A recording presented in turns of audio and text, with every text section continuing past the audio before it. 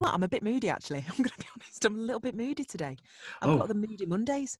moody Mondays. Why is it? Yeah. It's every day's kind of a bit moody at the minute, though, isn't Well, it? I mean, it's very, very up and down, isn't it? But I've got to say I'm enjoying my weekends more than I'm enjoying my midweeks, I think. Um, Okay. in fact, I've had a cracking weekend. I've been in a really, really good mood all weekend. Yeah. And then, yeah, woke up this morning a little bit cranky. Ah, Yeah. So I am all right. Monday I'm morning as all feeling. right as, yeah, I'm as all right as you can be on a Monday. Yeah. Well, how you been doing? All right, is in terms of 2020. How's this year been for you? 2020. Oh, it started off so well. It started off great. I did this really brilliant play at the beginning of the year, a little three-hander in the Hampstead, and I was creatively challenged, and I was just in a really great positive mood. Then obviously COVID arrived, and that changed everything. And generally, I've been more up than down. Mhm. Um, but yeah, it's probably been. Sorry, my mic slipped. 1 second. I'll lift that back up. Oh, I don't know why that's happened. Yeah, I've been more up than down, but generally, I'm like probably 90% up and 10% down. 2020 so far, I've probably been 60% up and 40% down. So Okay. unusual for me, yeah. Yeah, it's been an unusual, weird year. But I think people are starting to get itchy feet on. I don't know if you've seen. There's been these like protests in London. You get like the anti-vaxxers and the people Yeah, that are just anti-lockdown and anti what tier they're in, or yeah, people are starting to really just get into people a bit more now. I think. yeah, definitely. I mean, it was a bit of a game, wasn't it, to start off with? It felt like, in our Yeah. house anyway, it was a little bit like, okay, let's play the characters of people in lockdown. And we like embraced it as a family, and we were doing like really lovely stuff, and we were making lovely food, and we've got a garden, we've got a house where we've all got our own bedrooms, we've all got our own spaces to be able to go back to have our time. Our kids are like 13 and 16, the 12 and 15 actually when it started, but so they we didn't have to do any of that funny homeschooling stuff. We didn't have Right. to. Yeah. We just had to make sure that they were doing it as opposed to having to be a teacher. So we got away with it, and the sun was shining, and I'm very self-employed, so I have always got a year's worth of money in the bank. So even though didn't get any government help, it was like, we're all right, we've got our savings, so it's all right, we're all right. There's people in Mhm. much worse situations than us. And so we just kind of, we dove in. We were doing Joe Wicks and making food, Nice. and kids were pretending we were, we'd have cinema night. We worked our way through every single Avengers film. And um but yeah, now we're at a point where we came out of that lockdown, and I think we just all thought, when we do this, then it'll be fixed. And when the first lockdown was over and it wasn't fixed, and the realization that the people in charge Mm. really don't know what they're doing. I mean, it the word of 2020, unprecedented. Of course, they didn't know what to do to start off with. It was a new situation, of course. But there was a lot of time for them to learn. And then when you come out of lockdown and you've sacrificed so much, and then you realize that the people in charge just are awful in every aspect, morally, um, intellectually, just everything about them is wrong. It just scares you, I think. I Yeah. think it Well, scares you. It's like finding out your mum and dad are real people, that they haven't got the answers to everything. And Mhm. and you go through a little bit of a, oh my God, we're in this on our own. Our parents don't know everything. And it's a bit like that. Yeah, well, I just think the whole sort of political system in our country is a bit buggered, a bit flawed, isn't it? Like, I think it's just we haven't got Yeah. people that kind of relate to, in terms of even recently with Marcus Rashford, footballers get stick because the amount of money they're on and everything like that. But when we have Marcus Rashford really going out of his way to try and do something really positive, we Mm. kind of, Loads of people turned on him. yeah, lots of people turned on him, and he's like fighting he's fighting for all these kids, and its government aren't really, they're sort of reluctant to support him, and it just makes you kind of feel like the government's so out of touch of what's going on, like I how think people they are always affected. have been. I think, Yeah. I think it's a time old problem that the people in government generally aren't one of us. It's very rare that there's one of us there. And if they're one of us, then they're not one of them. There's always Mhm. someone. And so I think nowadays people are just held to account much quicker and much more with social media, with printed media. So the second anyone does anything wrong, we now all know about it straight away. They just used to hide it years ago. They Yeah. just used to be able to hide it. That's all. That's literally the only difference. I think it's politics and politicians and government officials have always been a bit dodge. Yeah, a We bit just dodgy. now know about it. Yeah. How have your kids been doing over this year, I guess? Because especially for teenagers, I think it's like a time where you're kind of really having an exciting part of your life, whether it be and I guess they're Mm. sort of missing friends and the social aspect of stuff. Parties. Yeah, Yeah. yeah, and This was the parties like year that. of parties. Has it been This difficult for your was kids? this was the year of parties for my 15/16-year-old. Yeah, Because it was going to be GCSEs, and then when you finish the GCSEs, everyone goes to Reading or they go away for the weekend, and they all start having parties in the house. And yeah, she didn't get any of that. And again, I think she, at first she Tallulah really just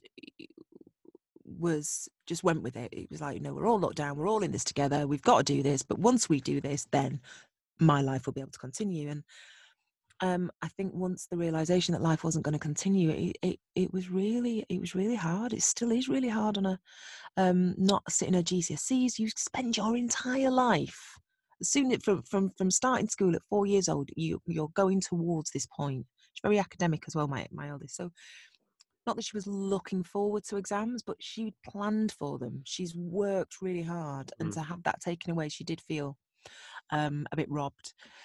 My 13-year-old is, she's such a little social one.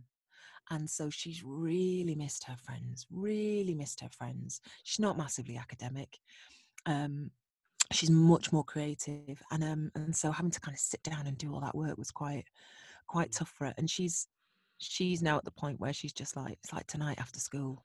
She spends all day with her friend at school, and then she wants her friend to come round, and we're like, I'm so sorry, she can't come round because yeah, we're not allowed. And she's like, right, well, we're then gonna go and we're gonna go to get takeaway after school, and then we're gonna go to a park and walk around in a park, because they're just, she just wants to be with her friends. And so she's trying to find the loopholes yeah, to try and see them. And it's just confusing, because she's like, how can I spend all day with my friend sitting next to her, right next to her in class? She sits next to me. I can do that, but I can't then go, she can't come to our house and sit at the kitchen table like that. yeah, So she's a bit more combative, I think, with the whole thing. It's yeah. been tough for him. This will mark and have an impact on our kids. There'll be echoes of this forever, for Oh, years. absolutely. Yeah. Yeah. It's good. I mean, what's your sort of plans for Christmas and stuff? Because I was hearing, like, I thought my friend was one mil. My friend told me yesterday, he goes, "Oh, we're not even allowed, they're telling us we can't even play board games at Christmas." And I thought he was like winding me up, but it's an actual thing Yeah. where they're saying, no, you can't play The board guidance games. is, yeah. Yeah, it's just like, Yeah. wow. The guidance is that, yeah, don't play board games, don't hug. There was something else as well, I can't remember what it was. We're just doing it. So I'm older, mid-40s, and I have never ever had one Christmas without my mum, Mm, ever. So I've either, well, obviously when I was younger, I was at home, and then as I've got older, I would just go and spend Christmas Day there at least. Or in recent years, she's come to us, and this will be the first year, because she's vulnerable. Her and my dad are mm, mid-70s, type 2 diabetes, high blood pressure, on medication. My stepdad's on immunosuppressants. So I know they've said we can have these households. Brilliant, brilliant. We're not doing it because we just don't want to give it to them. It's yeah, great, this household thing, if you've got maybe siblings that you want to spend time with, where you're all under 50, and you know that's fair enough. But I think anyone who kind of spends time with their elderly parents at Christmas, I cross my fingers and touch wood for you that you don't pass it. Yeah, yeah. It's just one of these things that you'd be there at Christmas, but you'd be worrying about it as well. You'd be very cautious. So it's like, do you really want to have that Christmas day where you're Yeah. worrying and you're anxious and and Yeah. you're Or doing not that? worrying and not anxious, and then you give it to them, and then they're dead. Well, yeah, And then exactly. because you've gone, oh, it don't matter. It's only one day, Dad. Yeah. No, I don't want that on my conscience. I don't want to give my parents COVID. Yeah, exactly. Yeah, and I think when you have Christmas, then it'd be like, oh, we did Christmas, we could do New Year now. We can have a little New Year party with the family, This and is it. people, Yeah. it'll just escalate where Yeah. it'll just get more and more because Yeah. I think people are going to kind of be wanting to celebrate the New Year because it'd be like 2020 is over, and people, especially young people, are going to really get the edge there. We just break the rules for tonight. We can just do this tonight, Yeah. I and yeah, mean, I think young people, I'm not putting the blame on them, but I mean, my daughter's friends are having parties left, right, and centre. yeah. Mhm. They've got, and what I find bizarre is they're putting it all over like their Snapchats and their Instagrams. These parties that they're all sat in a house and 5 of them in there. And it's yeah. I mean, I don't believe that. In fairness to them, it doesn't really affect them. The majority of them, and they should be allowed to live their life. But it's really, we like sticking to rules in our house. I'm sure you've got very strict rules. Well, not strict rules, but you're I very am good at quite guiding them. strict. I'm sure. Yeah, I just think I just like a rule. I like a boundary. I like to know where I stand. It makes me feel really, really safe, unless it's this government that's implementing it. Well, yeah, there we go. Well, I mean, you think of it looks like the government stuff's changed in the US a little bit now. Donald Trump's Thank goodness. packing his Oh, bags. I think he's starting just now to have the realization that he's lost. yeah, Slowly now, like just just solid over a second month about 3 later. weeks. Yeah. Yeah, just I tell like you what, that changed my state of mind. Biden becoming president-elect made me happy mhm, because I know we're all different and we all have our political differences, but I feel like the right have been the majority for quite a while. That all these votes happen, and I'm always on the losing side. It feels like whether it's Brexit or the prime minister, or it's like me and my people seem to be in the minority, and I found that really disconcerting and quite depressing. And it's been happening for so many years. No, it's not like just a couple of things. It's been going on for like 5, 6, 7, 8 years, where I thought that people thought like me, or at least the majority of people, in my mind, were sensible, kind, and fair. And so when all these people have been like, Trump's winning, and we're leaving Europe, it's made me go, oh my gosh, I couldn't be any more in the minority. yeah, I'm like more people think the other way than me, and Biden winning just made me. I hadn't realized the low level anxiety that I'd had just from the people that were running the country, and now I'm like, yes. So maybe the world is now coming to its senses, and we will become kinder and fairer and nicer, and everything will turn out all right, and they will yeah. lived happily ever after. It is interesting with Brexit and Donald Trump because I mean it just seemed like the thought of both of them happening was just when it was the early days just seemed like that's not going to happen, that's not going to Yeah, but it makes you think, did people just vote for it because they were both just so different and they weren't content with how things were, and they thought, well, this Donald Trump guy, he's like not normal in terms of like a politician, maybe he'll be yeah, different. Brexit, yeah, we're not content with how stuff's going on in the country, so maybe this will be different. So I think like people were voting for some kind of change but didn't realize what the change was yeah, necessarily. yeah. I agree, and I think there's also a lot of really thick people out there. I'm going to put that out there because I think people did want difference, and they did want a change, and they felt like they weren't being listened to, and they felt like they weren't heard. But if you feel like that, then what you do, I think personally, is you go and look into, and you research what could change things for you, or you don't just blindly vote for the loudest people. You don't just believe what the loud people are saying or putting in your Facebook or putting through your door or putting on the TV. You look into it, and I think so many people blindly just went, I don't like how things are now, and they're the people in charge, so I'm just going to vote for the other one. I think Mhm. Trump could have been Mickey Mouse, Yeah. or could have been anyone. They just didn't want what they had right then. And I just think, there's some people with strange views, isn't there? Yeah. Yeah, it gets to the point where you think, like, how someone like that how do they ever get into power to be the president of the United States? Because you think they have to be educated to know, like, about defense and stuff, and I it know. kind of gets to the point where you're like, well, we're just going to start having a talent show to who runs the country or Yeah, something. well, that's essentially what's kind of happened. Because I mean, in fact, Yeah. is Trump running the country? I'm not quite sure. I think there's loads of other people in there, Mm. but I think the way that those people get voted, you must have watched the Social. Is it the Social Dilemma? Yeah. I mean, that's literally how it happened, is that people rely so much on their phones and their computers now, and that it's just all being infiltrated, and Yeah. you will get into some kind of echo chamber with people who think the same way as you, and then someone comes in and manipulates that information, and then all of a sudden, if you start thinking that Trump's clever and start searching for that, you'll find loads of stuff that makes him look like he's clever. Yeah. So yeah, Yeah, it's but it's weird because I've even seen some people either say to me or on social media say, "Oh, Trump's going and stuff," but like I am kind of gutted that he's going because he's so entertaining, and it's just like, well, the thing is, like, have him as a wow. judge on America's Got Talent, don't have him as Yeah. president, as president of the United States. Wow. Brilliant. That's it. Oh, I'm really sad that President Trump's not going to be able to ruin the world anymore, because he was just dead entertaining. Just Yeah. dead entertaining with his 250,000 dead. Is that what it is in America Oh yeah, now? something ridiculous, isn't it? Yeah, Just it's awful. really bad. Yeah. Yeah. Yeah, and then he kind of had it and said, like, Did he?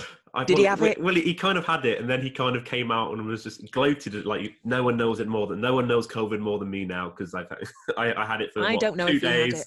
I don't. Yeah, it makes you wonder. It was like one of these strange things where it was like, what, Yeah. a week or two before the election, and Yeah.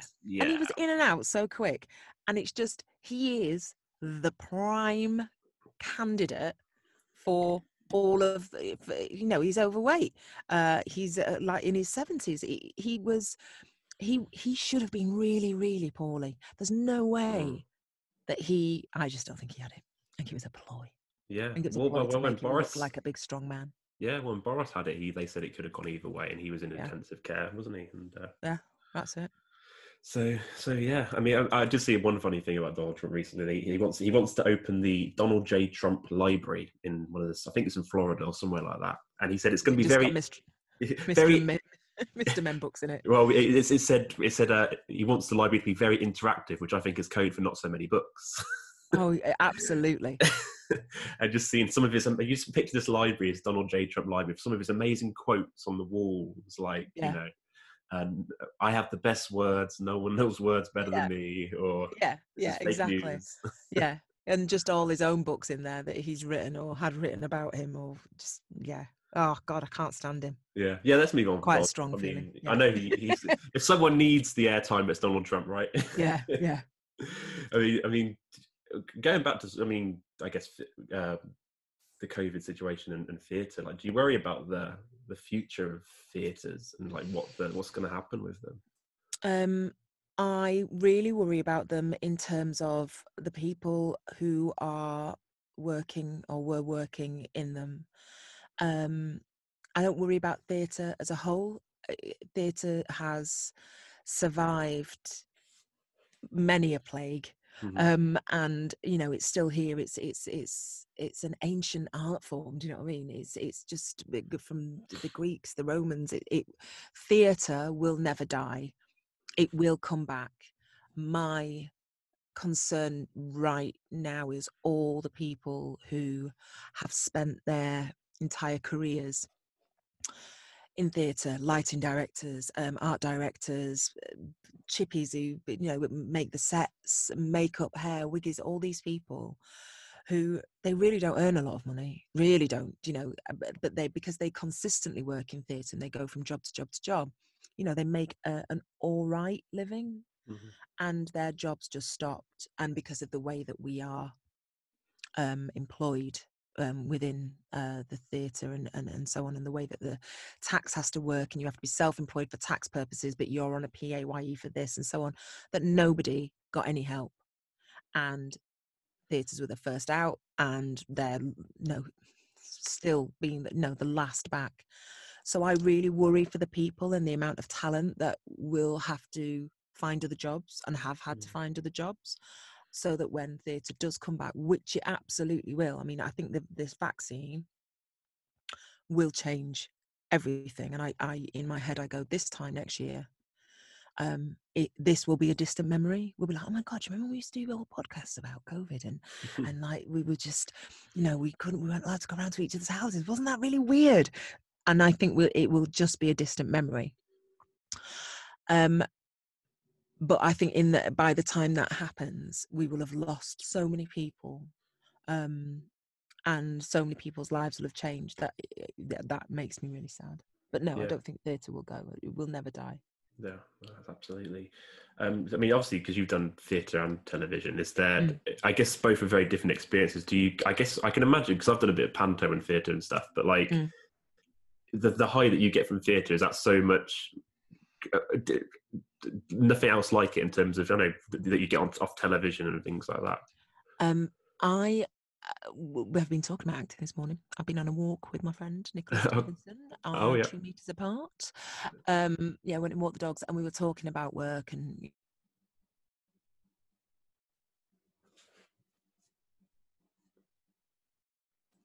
a quarter of the stuff's been made. It's just really tough, and I've been kind of trying to work out because I've loved the weekend, because I've not had to think about the phone ringing. I'm waiting to hear on some jobs at the moment. Okay. And Saturday and Sunday, I know I'm not going to get a phone call, so actually I relaxed and was just like, right, just get on with life. And I woke up this morning going, oh, this is the day when I'm probably going to find out I didn't get those jobs, or I'm not going to find out anything, and it's just going to be awful. And I'm kind of going just questioning why I do this stupid job. And I realised that actually one of the reasons I love doing theatre, so it's a completely different art form. It's a completely different high. There's a different vibe. The status within the rooms is very different. They're almost incomparable in terms of qualities, in terms of TV and theatre. But the one thing that I absolutely love about theatre is that you go to work every single day. So in rehearsals, even if you're not a massive part in it, generally you have to be there every single day. It's a really intense period, the rehearsal period. And then you have to go and do the show 8 times a week. You have something to do 6 days of the week. And I've discovered today, my epiphany today is, I just want to be an actor every day. I want to act every single day. I don't care what it's in. I just want to act every single day. I've had quite a few jobs recently where I've been quite a good character in it, but we've been in like a 16-week shoot, and in that 16-week shoot, I've probably shot for 15 days, 20 days, like I had 15, 20 days of actual filming, and I hate it. Most people want that kind of job where they get paid the same amount, but they're in very, very little and they get more time at home. And I love my home. I love my house. I love my kids. I love everything. But I really like working. And I think I'm really suited to the soaps because I just want to be in every day. I just want to be an actor every day. Yeah. I don't want to break. I'll have 5 weeks off a year, like normal people do. Week off at Christmas, couple of weeks in the summer and Easter. And then all the rest of the time, I'm really happy to go to work. Yeah. Well, how old were you when you were on Corrie the first time? How old were you when you started? 16. 16 years old. Yeah. Wow. Yeah, 16. Yeah. Yeah, just turned in the July, and then I went into it. Started filming it in September, and it went out on screen in the November. Yeah. Is that kind of the one thing that people? I mean, I guess that Waterloo Road, cutting it, like these are kind of things that you kind of like get the most. I can judge people's age by what they recognise me from. Okay, it's So like, well, here comes a Corrie fan. me from Corrie. Yeah, that's it exactly. If someone goes, "Oh, Coronation Street," it's like, "Oh, yeah, you're probably about 40 and upwards." Yeah, that's right. And then now my although Waterloo Road is like on iPlayer now, so it's got a whole new audience. So all my children. So normally it would have been like 25 to 30s would be my Waterloo Road audience who would stop Hmm. me. But now it's like all my friends, my children's friends at school are all watching it. So it's really hard now when you've got all your shows coming back on TV. So it's harder. Yeah. Well, Cutting It was been on something recently, hasn't it? Because Exactly. Yeah. So Cutting It. I've Yeah. just discovered Cutting It over lockdown. Yeah, I've Did you? really Oh, enjoyed it. I think it's really underrated. I really enjoyed it. it Watching. was. I mean, I've got to say, when it came out, it was a phenomenon. It really was so different to everything that was on at the time, and it was a massive success. And we did 4 series of it, and I think by that point, like Sarah Parish had, needed to move on, and there was talk actually when we finished the 4th series. There was discussion about continuing it on, but then the people who commissioned it moved to a different channel, and it just kind of fell apart at that point. It's the show that I get asked the most to Reprise, is that yeah, the word? reprise. Yeah, Yeah. People want more of it, but yeah, yeah, I don't think it ever will. yeah. Yeah. Has there been like a role or show that, although you probably get Coronation Street, Waterloo Road, and mentions a lot, is there one that you feel like as a performer or as a person that you've got the most from being involved in that experience? Yeah, there's a couple. There's I did a show in Canada called The Detail, which I just absolutely loved. It was my perfect part. I was playing American. I was a cop. I had a gun. Oh, Um, nice. I was number 1 on the call sheet. It was all women. It was a women writers, female producers.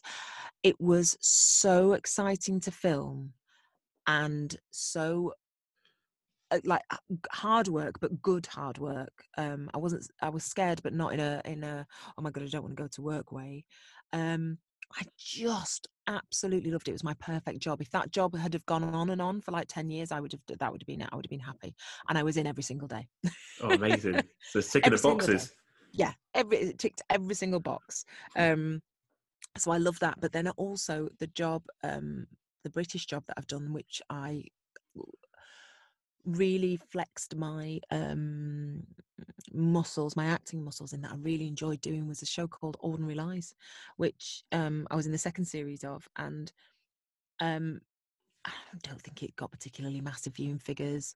It was Danny Brocklehurst wrote it. It was a Red production, but in terms of enjoying playing the character and where I had to go as an actor, that was the role where I go, oh, that was the one which I really loved, and I'm really proud of the work that I did in it.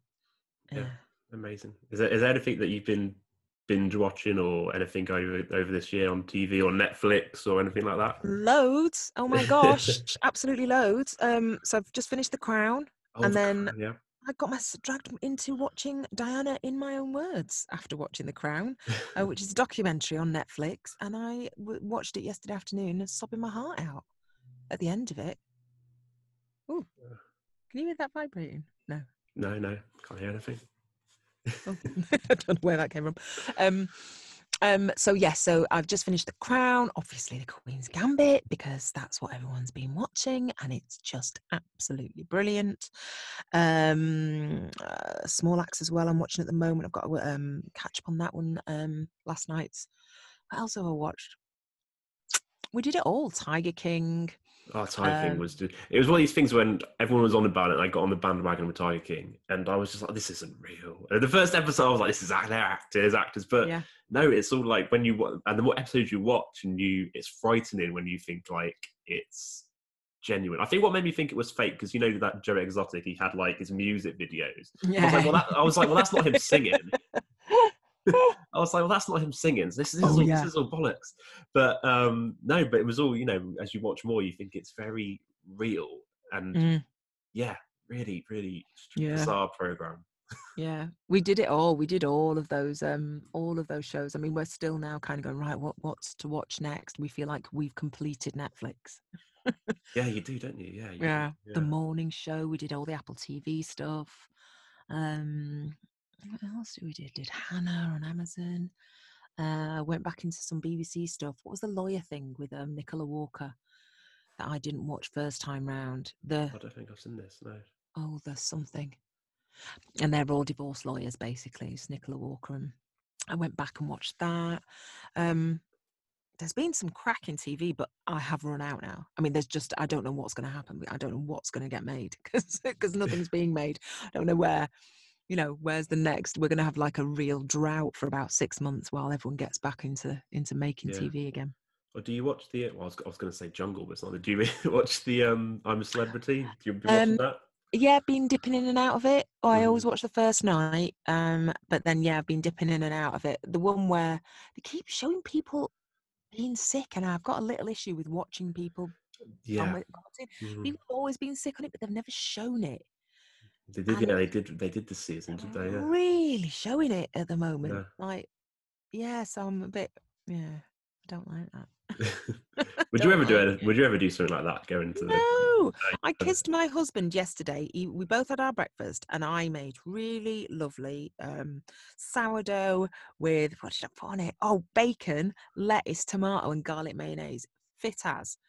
Jason made sourdough with sardines on it, and I went and gave him a kiss, forgetting he'd had the sardines, kissed him and gipped because of the smell of the fish. And I literally said, and that is why I will never go into the jungle, because I can't even kiss you and you've eaten sardines. It's not even me that's had to eat the sardines. I just thought of that girl having drink the fish eyes. Oh yeah, the fish eyes, or what is it? Sheep's testicles, or whatever it is, or the pig's vaginas. Oh yeah, the sick fruit. What is it? Vomit fruit. Just rank. No, I won't. I will not do it. I do something where they don't mess with my food. Strictly. I'll do the dancing. Yeah. Yeah. I'll do the dancing. That's it. But I like my food too much. Yeah, that's it. I mean, obviously, with your acting, have you ever thought about doing more sort of behind the scenes stuff, like writing and directing? Or and I did a web series at the beginning of lockdown called Unbreeding, which was about these women in the menopause, and went out on YouTube. It did really well. And we had such fun, and we all had to like film it at home with our iPhones and so on. And we had a director, Robin Shepherd, who would give us like a camera plan and how to shoot it, and we had the lights and the tripod and all that kind of stuff. And I loved it, really enjoyed it. And then I ended up directing the final episode 9 of the of the show, and I loved it. And I've written a short film that's just been optioned by a production company, so I will, once COVID is done. We were going to try and do it during COVID, but because of how much money it costs to make it COVID safe, I'd rather spend that money on in front of the camera, rather than spending £2,000 on bloody masks and compartmentally, putting the makeup over here. I'd rather wait until we can just shoot. Yeah, well, that'd be really good. Yeah, because I did see was it the start of COVID you were doing that? Yeah. I did. Yeah, April, May, all around that time. Yeah, I know, that looked really interesting though. Yeah. Yeah. So I'd love to, and so I'm doing bits of writing, and I've got a couple of ideas in development, in paid development, with some production companies. I'm always ducking in and diving. I'm always trying to make my own work, and I'm not very good at sitting and doing nothing. Like I say, I want to work every single day. So, and if I can't get the work, then I try and write the work and try and get the work commissioned and so on, and try and be as proactive as you possibly can be in this business that they call show. Yeah. Have you ever had to do any because I'm from Stratford upon Avon, have you ever had to do any Shakespeare? No, I haven't. I didn't even really do it at school, but I did do oh god, who wrote it now? I did a play at the Globe, and it was called oh my gosh, I can't believe that I've forgotten what it's called. Oh, it was Captive Queen. Okay. It was called The Captive Queen, and it was written by, oh god, someone worse than Shakespeare in terms of oh, what's his name? It'll come to me. I'll Google it in a minute. I've forgotten what his name is, but basically, it was all in rhyming couplets. The whole play, Okay. the whole play, Amazing. and it was really dense. Oh, it's my husband just arrived. It was really dense and really hard to learn, and I didn't even know what pentameter was it called? Something iambic Oh yeah, pentameter. yeah. I am. Yeah, yes. Iambic, that's it, Yeah, iambic. yeah, yeah. It was all that, and I didn't even know Mhm. what that meant. Literally, I didn't even know what it meant. Like, I went to the first day of rehearsals, did it, and they kept talking about iambic this and iambic that, and I was like, yeah, yeah, that's what, yeah, I was thinking. And came home and phoned up my friend who went to drama school and went, what the hell is iambic? What is this that they're talking about? Dryden, John Dryden, John that's it was. Dryden. Yeah, Dryden wrote it, so it's very dry, Dryden. But I'd like to do some Shakespeare. I've worked with a couple of directors who reckon that I'd be good at it. So yeah, one day One day. maybe I'll do a bit of Shakespeare. Yeah. Yeah, come to the Stratford upon Avonland and see it Oh, all. that'd be nice. Yeah, it's It'd nice be there. funny if it was called that, wouldn't it? Stratford upon Avon Land. Yeah, Shakespeareland. Yeah. Yeah, no, it's. I did a bit when I was younger, but you know, it wasn't great just wearing those tights. All Oh yeah, if you're yeah, doing it with the tights on, no. doing it with the tights on. Yeah, you Not know. when you're a kid or a teenager. Well, I mean, yeah, that's just dude. awful. Oh yeah, I was like Cruelty. 19 years old wearing these really tight tights. Even even the directors go in. Can someone get him a dagger, Yeah, please? someone get him something. Get him something, but not a hot fit girl, because that could really mess things up now. Well, yeah, exactly. Can go wrong in so many ways. Yeah.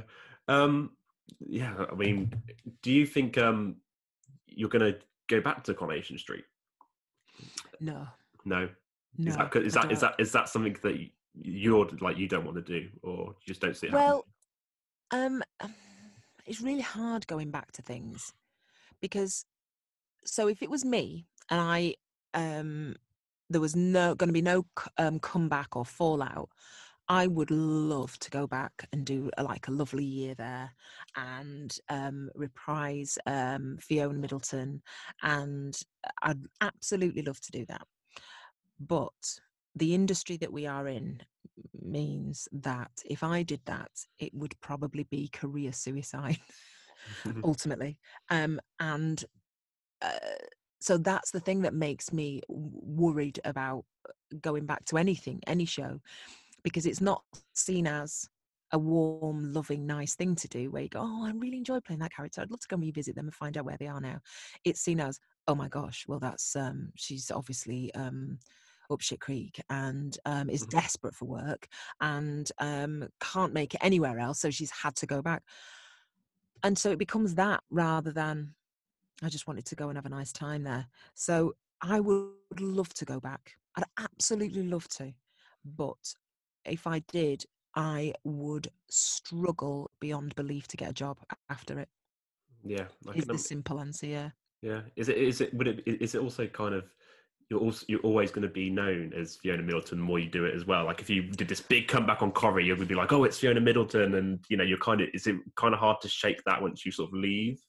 I mean, um, I don't know. Yes, I suppose it is. I mean, I still get recognised for Corrie all the time, and I All right. left.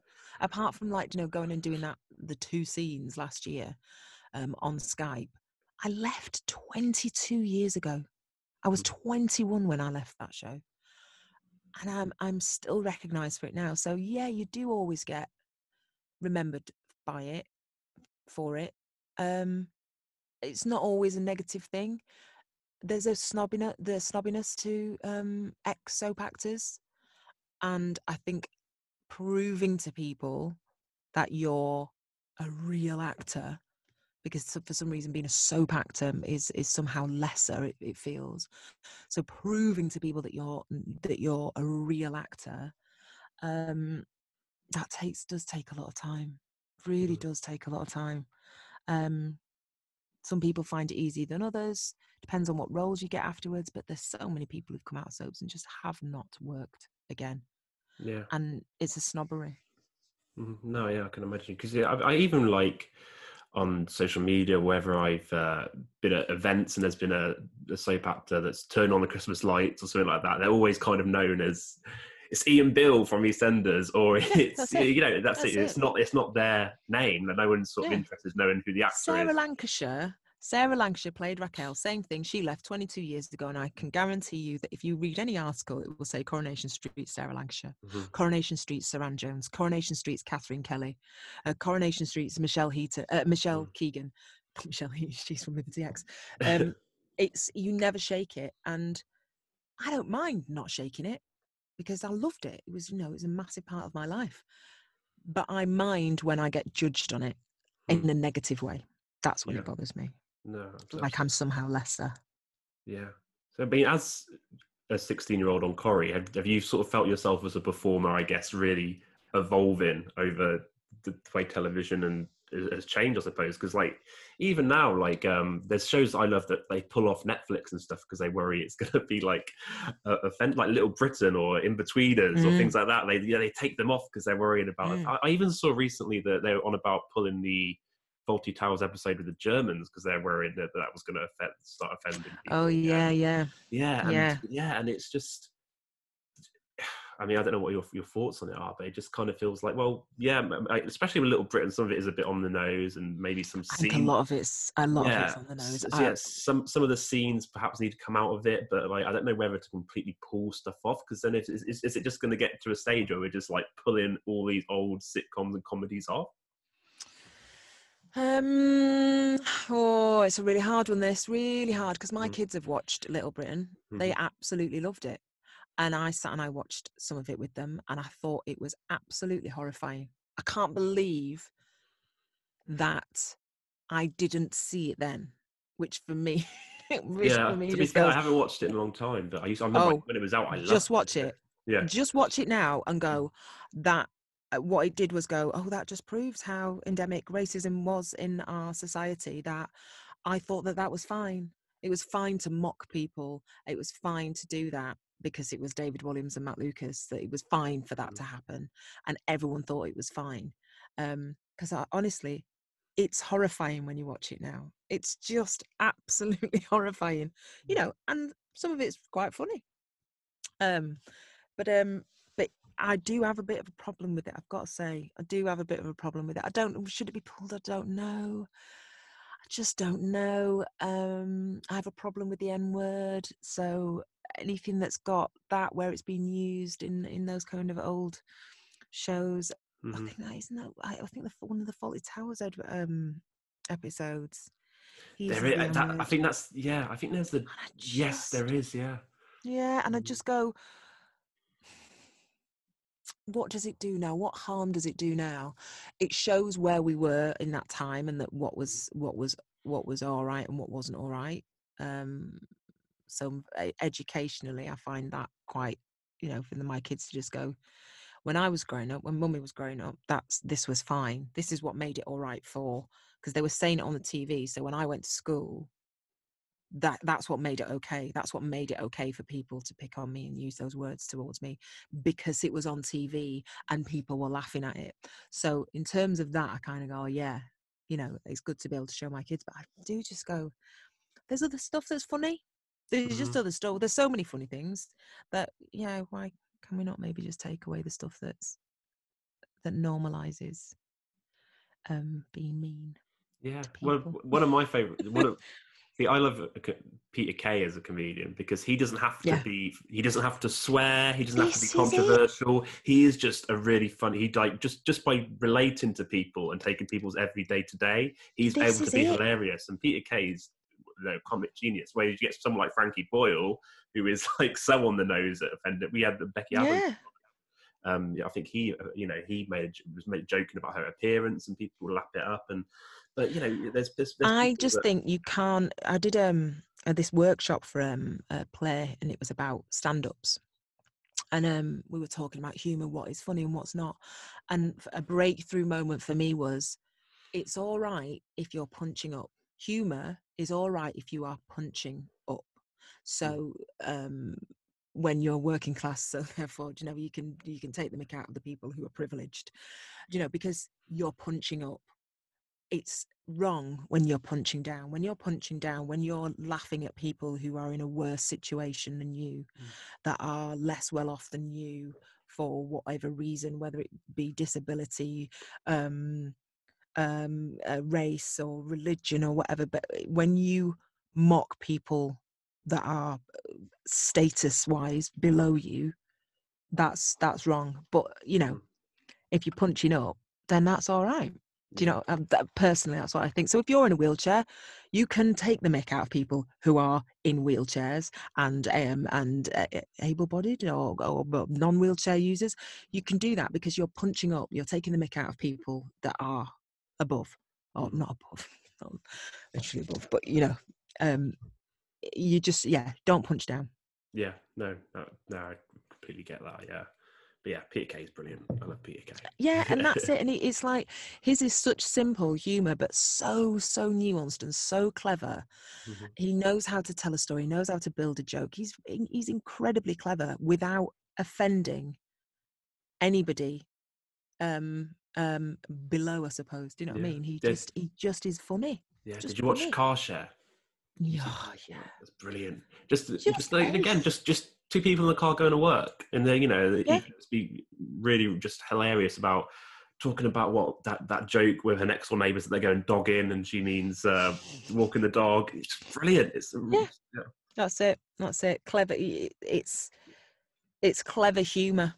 And I think when people choose to laugh at a group of people who aren't in a position to defend themselves, I think that's not clever. I think it's a bit it's just like ham-fisted, isn't it?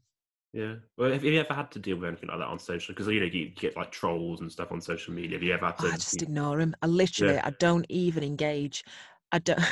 I did something the other day for I did like this Aunt Bessie's collaboration, and it went on and put it on my social media and stuff. And then my husband was on the phone to his mum, and she's like, "Oh gosh, I'm so sorry about what they've said on there." And I went, "No idea.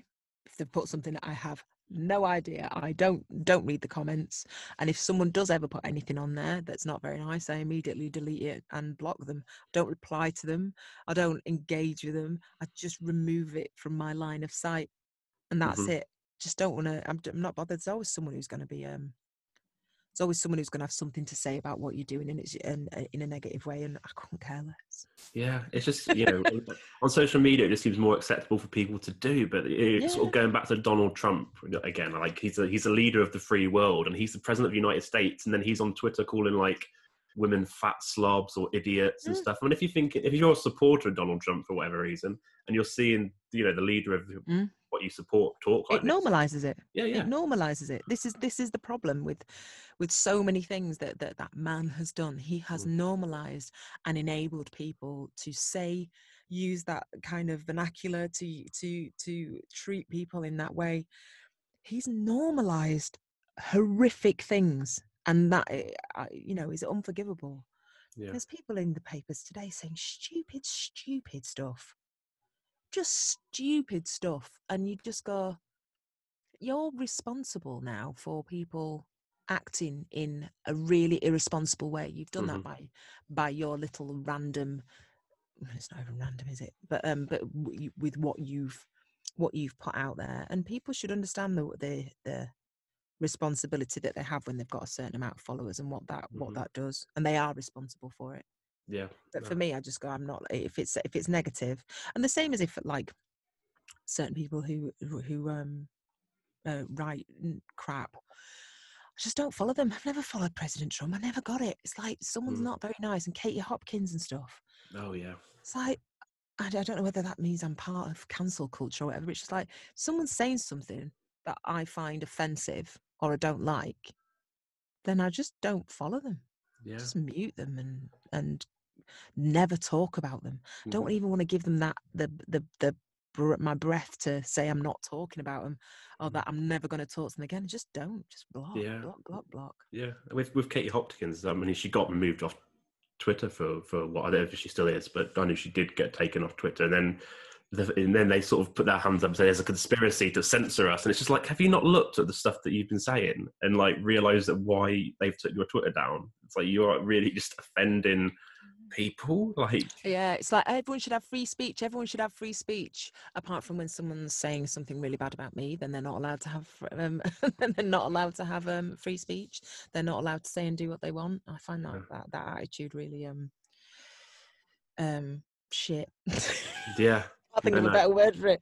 Well, Just no, no, shit. yeah, totally agree. Like, there just seems like there's even, I don't know if it is part of the Donald Trump reason and the way things are, but there just seems to be bigger um, diversions in terms of groups divided and stuff. There just seems to be Yeah. bigger, the right and the left, and what political party you are. There just seems to be bigger groups. And you watch the news for. I try and avoid the news now, but if you watch the news for half an hour, you're depressed by the end of it, because like you watch, it'll be about 10, 15 minutes on COVID and the Brexit. Then it'll talk about Donald Trump. Then it'll talk about Black Lives Matter movements and the protesting and the divide that there is. And there just seems like this massive division with people at the minute. And Yeah. and it's just That's what gives you a moody Monday, you see. that's it. I was giving you a moody Monday. We bookended there. We started with moody Monday and end with, and that is why I'm having a moody Monday, because it's just a bit rubbish sometimes. A nice long rant. That's what we needed. So what's sort of coming? Well, I guess it's one of these things where it's a bit harder to kind of plan what's kind of coming up in the next year for you. But like, have you got some stuff in the pipeline, or? My pipeline is so empty. It's cavernous and echoey and empty. Absolutely nothing at all. Hopefully I'm going to like I said, I got my short film which is actually a teaser for a series idea I've had. So that's been optioned, and we're going to film that as soon as COVID allows. So hopefully come March I will be directing my first short / teaser. Then what will happen is that will get commissioned and picked up, and then Yeah, great. I'll be writing a whole series. So that would be good. And then other than that, I've got absolutely nothing planned. Like I said, I'm waiting on a couple of jobs that I've taped for, and I've just got to cross my fingers that something happens. Otherwise, I'm gonna have to find a new job. I have to find something else to do, because that year's worth of money that I put away is slowly running out. Well, perfect time to bring back cutting it, I think. Oh, it'd be I've great. been watching it this year. Yeah, that'd be great. I'd love to. Yeah, that'd be great. So nothing in the pipeline. Which do you know what? When I wake up tomorrow, that'll be exciting. It'll be exciting that there's nothing in the pipeline, because it'll be like, oh my gosh, I wonder what my next job's going to be. I wonder what it's going to be like, and and it's an opportunity. Whereas today it's just depressing. Yeah, no, absolutely. I mean, what advice would you give to someone that's like wanting to get into acting? You see this industry, like I see on social media, there's all these like people sharing their self tapes and wanting advice, and is this okay, like wanting to get directors and casting agents' opinions on things. And I mean, what sort of advice have you what are the most valuable sort of lessons or advice that you could give from your career that you've learned? God, that's so hard, especially on Moody Monday. Don't do it. Yeah, what's the best advice? Do you know what? I really think that it's such a tough industry. I think it's getting tougher and tougher. It'll be interesting to see what the landscape looks like when COVID is over. Because on my positive days, I just think, there's going to be an abundance of work, because all this stuff's been commissioned, but no one's been able to shoot it. So once it gets to a time when everything can be shot and the theatre's open again, there's just going to be such a massive influx of work that everyone will get a job. But it wasn't like that before COVID. It's always been quite hard, and it's a tough industry. And I just think you've got to want it more than a social life. You've got to want it more than love. You've got to want it more than you want children. You've got to want it more than anything, because they're all the things that you are going to at some point be asked to sacrifice. And it's so unmeritocratic, this being an actor. The job doesn't always go to the best person for the job. The job doesn't always go to the best actor.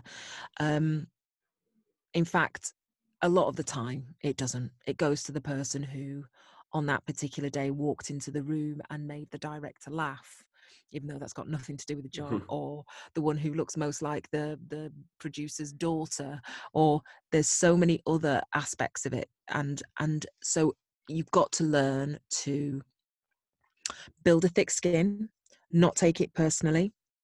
And I think nowadays, I think you have to diversify. You've got to be writing as well. You've got to be thinking about producing. You've got to be thinking about directing. You've got to be able to try and make your own work. Make your own theatre company. You've got to be just a lot more proactive. It's something that me and my friends who are all of a certain age are having to learn for ourselves now. Is that you can't, in the olden days, you just get sent a script in the post and be asked if you wanted to do it, and you didn't have to go and sell yourself and so on. It was just all about can you walk into a room and say the lines and give a good character. And it's nowadays it's can you light yourself, because you've got to do your self-tape in your bedroom? Have you got a backdrop? Have you got a quiet enough flat to be able to make a self-tape without having a dog or a crying baby or someone beeping? All these things have a massive impact now on whether or not people get jobs.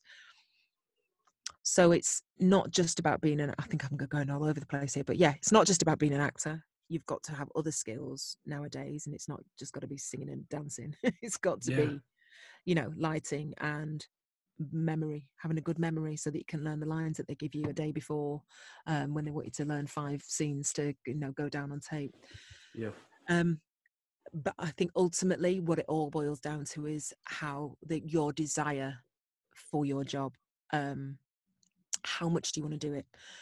Because I think when I became an actor, I didn't care whether I was doing acting in my youth theatre or, TV was kind of there, but I don't think I ever really thought that was for me. I didn't, I would have loved to have been on it, but I didn't see people like me on it. So why would anyone want me on it? I wanted to do theatre. That was where I kind of got my passion for acting from. So I wanted to act no matter what. And I think nowadays you need to want to act no matter what, in whatever form it comes. And you've got to have a massive desire for it and hide like a rhino. But ultimately just don't do it. Yeah, there you go. Well, I think some people, especially on social media and maybe younger people in their early 20s, teenagers and stuff, like they kind of see, they're very absorbed by how many likes, how many followers they have to kind of have self-worth. And it's like, everyone thinks, well, I'll be so much happier if I'm famous. If I'm famous or I'm acknowledged, I'll be so much happier than I am now. Yeah. And it's like everyone wants to be famous rather than talented. It's a bit like that. But from someone that's kind of been in, you've been in the limelight since you were 16 years old, is this kind of bubble of a celebrity life famous, is it kind of bullshit to some extent in terms of what people expect it to be, like all this glitz and glamorous and everything's wonderful and you live, I mean, I'm sure it's got its really nice moments, but I think everyone kind of thinks, well, I'll be happy if I'm in that bubble. I will feel like I'm worth something. Isn't it funny? Yeah. What's funny is you're saying it like I am one of those people. Well, no, of course. I don't feel like I just don't feel like I am. I don't feel like I am that. That celebrity leading that celebrity lifestyle, I suppose, because I just, to me, that's what the Beckhams do. They're the ones that go, and Cara Delevingne, and they're the people with the celebrity lifestyles who are like going to Monaco and flying first class and doing all that stuff. It's like, I just take the kids to school, and my mates are just my mates, and I don't, I'm not a celeb party. I suppose when I was younger, maybe we went to like loads of. We used to have like premieres and stuff like that, and I used to get invited to them then. And yeah, I think I really quite liked it. I don't think it made my life brilliant, but it was dead exciting. Angie from the Block was at a Will Smith premiere, and there was Will Smith, who was a Fresh Prince. But I don't think I've ever felt like I was part of it. I think I felt like I was always just a visitor in it.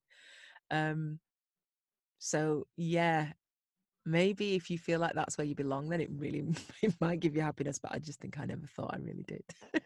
So I was just always a fly on the wall. It was always someone else's life, and I was just getting to hang on the edges of it. Being successful, there's when I get stopped in the street by somebody, at the moment it's harlots is what people are stopping me for, because it's just been on the beep. And I get stopped in the street and someone goes, oh my gosh, I've just watched Harlots and I thought it was incredible and it's this amazing show. I love it. I think that's amazing. because it's like I've done something, I'm being part of a show that's really touched people. So I suppose if that's having being famous, I suppose I quite like it, because you are getting like that straight away, not straight away, but you know, you're getting that applause, I suppose, for being in something that's really good and cool, and you know, I don't know how many times in an office people get, you know, people stop and go, oh my God, I really loved your report. Your report was absolutely fantastic. I don't know if that happens or not. So it's great to have recognition for the work that you've done. Yeah, I don't know, actually, because I've been doing it since I was 16 as well. I just don't really know any different. It's just the way of, maybe, yeah, I've got a celeb life, I suppose. My mates are actors, and, you know, people stop me in the street, and I am generally quite happy, apart from Moody Monday. Apart from Moody Monday. Yeah, apart from today. I'm generally quite happy. So maybe it does give you a happy life. Who knows? Maybe. I think, yeah. It's things you're going to think about tonight. Like, wow. Yeah, that's it. I'm going to think about it. I just think that my husband makes me happy. He makes me laugh the most. That's the most important thing. But maybe he wouldn't be with me if I wasn't on the telly. Maybe we would never have met if I hadn't have been on the telly. So maybe it is all down to Coronation Street. You know what I think is? I think it's these programs like Love Island and X on the Beach for young people that kind of think, I want to look a certain way and be on that show to get famous. And I think sometimes that's the wrong kind of famous that you want, because so many of those people that have been so famous for being on Love Island for a few months, it all gets taken away from them really quickly. Yeah, that's it. You know, and we had someone on that was talking about it, and who was on an X on the Beach. And, you know, she was like in the limelight when she finished the show. And then when it all went away, it was like, well, who am I now? Because I've been kind of putting on this performance for you guys, and now you don't want to know anymore. Yeah. And you know what? Maybe I would be the same, actually. If all of a sudden, you know, I wasn't working anymore, maybe if people didn't stop me in the street, maybe I would have a massive crisis of confidence, of not knowing who I was, because that's what I'm so used to doing. But I suppose if you're in a job where there's some longevity to it, like my career potentially could go on for 50, 60 years, and getting a career out of X on the Beach that lasts longer than 3 years. I mean, there's just always the next year's. Well, I've not watched it, but I presume that is it on every year? And so there's different. X on the Beach, I think it's an MTV show. Love Island, because of the sad thing with Caroline Flack's stopped now, hasn't it? Yeah, that was, I guess, the media's fault to some extent with Caroline Flack. It was awful. Yeah, I think with those shows where there's no, I'm sure a lot of them, because there's people who've come out of these shows and they were singers beforehand and whatever. But if you go into it with no actual talent, no actual job, whatever your job may be, I think then that, you know, what's there to hang on to? You can't just be famous for being famous. It's obviously just going to disappear. But I think there's some people, I think I heard a radio, God, I sound so old. I think I heard a song on Radio 1, a rap song, and I'm sure they said that it was a boy from Love Island.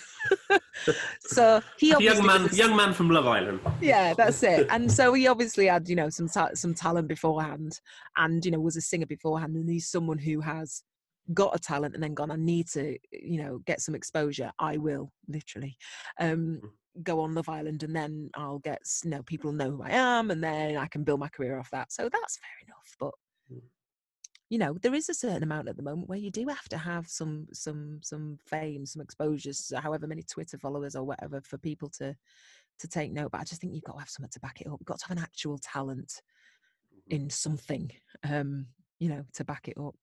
No, yeah, absolutely. Well, we just weren't expected to see you in the jungle. Oh, no. I mean, I'm all for a challenge. There was a couple of things. I think you nearly ended up going and doing a sport relief thing. And, you know, I'm definitely not someone who like turns their nose up at going and doing some kind of, reality show or whatever. I'm well up for that kind of thing. I'm well up for a challenge. I love doing new stuff. It's just the eating. I'm not eating pig's vagina. Ultimately, cross the line at pig's vagina. That's it. Yeah. Well, Angela, it's been amazing talking to you today. Thanks so much for your time. No props, we'll look forward to seeing you not in the jungle, but in some things. I keep saying in the a jungle. pipeline. It's in a castle now. Maybe Oh yeah, that's it. Of course. Yeah. But Yeah. yeah, I look forward to seeing your pipeline starting to get a bit busier. Yeah. Filling my pipeline. Fill your pipeline. On that Fill note, my pipeline. A new series by Angela Griffin. there you go. Well, that's the title of your next play, I think. Filling the Yeah. pipeline. There we go. There we go. Okay. Thank you. Thank you.